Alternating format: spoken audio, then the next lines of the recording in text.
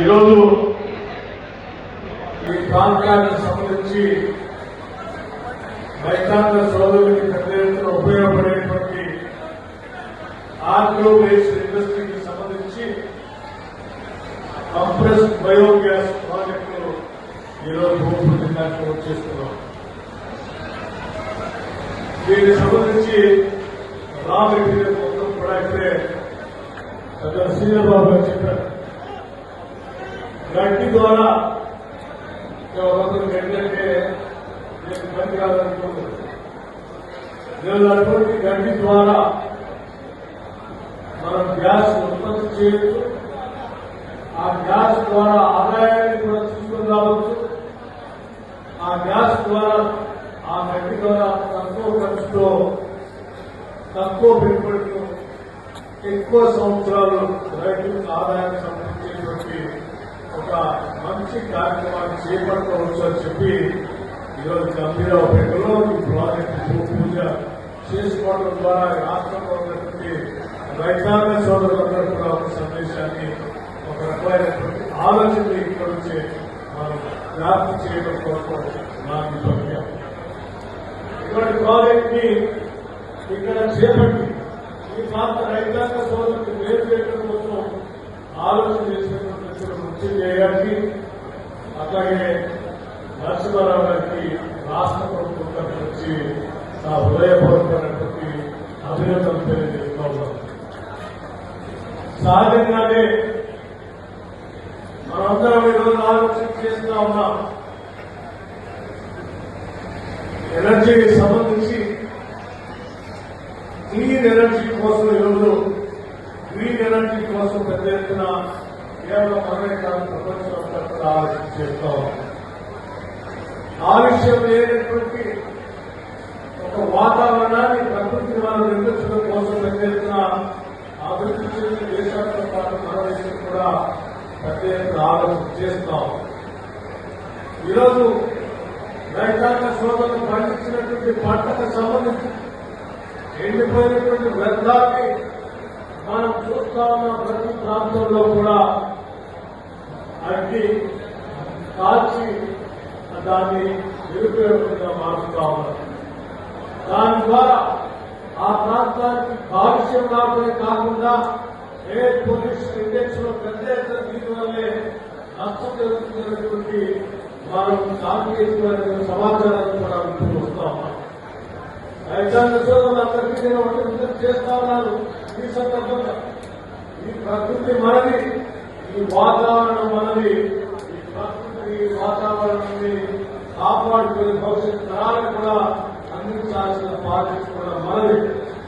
మరి ఏ రకంగా అయితే పంటలు పండిస్తా ఉన్నామో, ఏ రకంగా అయితే సమాజానికి ఆహార ధాన్యాలు అందిస్తా ఉన్నామో, అదే రకంగా సమాజానికి భవిష్యత్తులో ఆరోగ్యకరమైనటువంటి వాయువును కూడా అందించాల్సిన బాధ్యత మనపైనే ఉన్నదని ఈ సందర్భంగా మనం చెప్తూ అటువంటి కార్యకలాపాలను పాల్గొనకుండా అటువంటి వ్యర్థాన్ని బయోగ్యాస్ ప్లాంట్కి మనం సప్లై చేయడం ద్వారా అటు కాలుష్యాన్ని కాపాడమే కాదు ఆదాయాన్ని పెంచుకోవడానికి కూడా ఉపయోగపడుతుంది. కాబట్టి ఆ దిశలో ఆలోచన చేయవలసింది చేస్తా ఉన్నాం. అలాగే క్రాప్ డైవర్సిఫికేషన్ సంబంధించి ఇప్పుడే వ్యవసాయ శాఖ మంత్రి గారు ఇతర మంత్రులు కూడా చాలా స్పష్టంగా చెప్తా ఉన్నారు.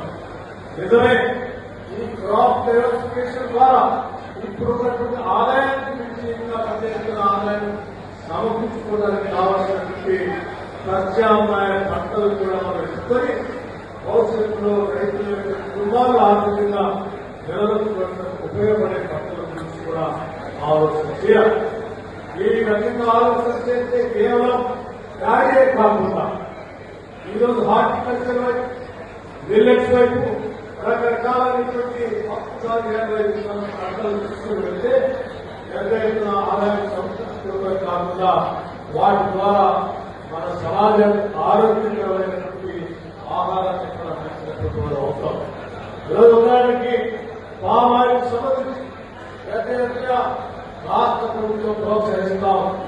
దానికి కావాల్సిన సబ్సిడీ అందిస్తా ఉన్నాం, కావాల్సిన వెరిఫికేషన్ అందిస్తా ఉన్నాం, కావాల్సిన విధంగా మనం ఎలక్ట్రిసిటీ సంబంధించి కూడా కనిపిస్తూ ఉన్నాం. దీని ద్వారా కూడా కొన్ని సంవత్సరాల పాటు ఒకసారి మొక్కలు నాటితే నిరంతరం ఆదాయం వచ్చేటువంటి ప్రక్రియ దీని ద్వారా సాధించగలుగుతా ఉన్నాం. ఇటువంటి పంటల వైపు రంగాంగ సోదరులు దృష్టి సాధించాలని ఈ సందర్భంగా మనం చెప్తాం. అదేవిధంగా ఇతర రాష్ట్రంలో ఏ పంట పండించినా పెద్ద ఎత్తున కేంద్ర ప్రభుత్వం ప్రకటించినటువంటి ఎంఎస్పీ ఆధారంగా ఇతర రాష్ట్రంలో మనం ధాన్యం కొనుగోలు కార్యక్రమాన్ని చేపడుతూ వస్తూ ఉన్నాం.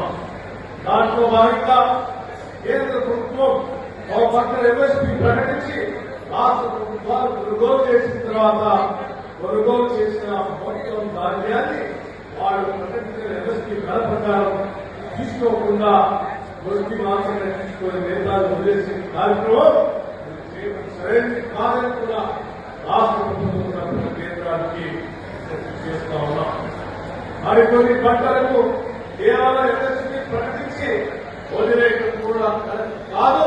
నేను ప్రకటించిన ఎంఎస్పీ ప్రకారం ఆ రాష్ట్ర ప్రభుత్వాలు కొనుగోలు చేస్తే ఆ పంటలు కూడా తప్పనిసరిగా ఆ ఎంఎస్పీ ఇచ్చి రాష్ట్ర ప్రభుత్వాల నుంచి ఆ పంటనే కేంద్ర ప్రభుత్వాలు కూడా తీసుకోవాల్సినటువంటి ఆవశ్యకత ఉంది. దాని నుంచి తప్పించుకునే కార్యక్రమం చేయవద్దని భారతీయ జనతా పార్టీ సంబంధించిన కేంద్ర ప్రభుత్వానికి కూడా సూచన చేస్తా ఉన్నాం.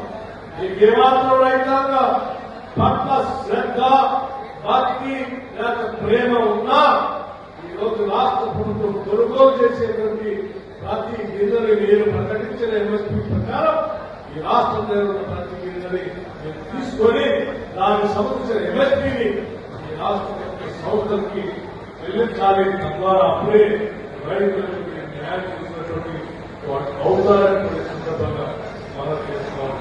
ఓ పక్కన ప్రకటిస్తూ మీరు కొనుగోలు చేయకుండా రైతాంగ సోదరులు మోసం చేయాలనేటువంటి ఆలోచన ఇది మంచిది కాదు. రైతులే దేశానికి వెన్నెముకని చెప్పుకుంటూ ఆనాటి కాంగ్రెస్ ప్రభుత్వాలు ఇప్పటి వరకు అనేక కార్యక్రమాలు తీసుకొచ్చి ఇవాళ రైతులు నిర్ధారణ నిలబడి జరిగే పరిస్థితి తీసుకొచ్చాయి. గౌడాల సాధన ప్రాజెక్టు చట్టం ద్వారా గ్రీన్ రివల్యూషన్ తీసుకుని రావడం ద్వారా కానీ అనేక కార్యక్రమాలు చేసి ఇవాళ రైతులు నిలబెడతా ఉన్నారు. కేవలం మాటలకి పరిమితమై అన్యాయం చేసే కార్యక్రమం చేయవద్దు. ఈ సందర్భంగా మనం చెప్తాం. ఇప్పుడే ఇప్పుడు శ్రీధర్బాబు గారు చెప్పినట్టు ఈ రాష్ట్రానికి ఆనాడు రైతు సందర్భంగా ఈ రాష్ట్రానికి సంబంధించిన ఒక అత్యంత ఇరిగేషన్ ప్రాజెక్టు కూడా జాతీయ ప్రాజెక్టుగా ప్రకటిస్తామని చెప్పారు. దాని దురదృష్టం 2014 తర్వాత అధికారంలోకి వచ్చినటువంటి భారతీయ జనతా పార్టీ ఆంధ్రప్రదేశ్ కు మాత్రం పోలవరం జాతీయ ప్రాజెక్టుగా నిర్వహిస్తూనే ఉంది. కానీ తెలంగాణ సంస్థ ఏ జాతీయ ప్రాజెక్టుకి జాతీయ ప్రాజెక్టుగా ప్రకటించలేదు. ఆ ప్రాజెక్టుకి సంబంధించిన బిల్లు కూడా విడుదల చేయలేదు.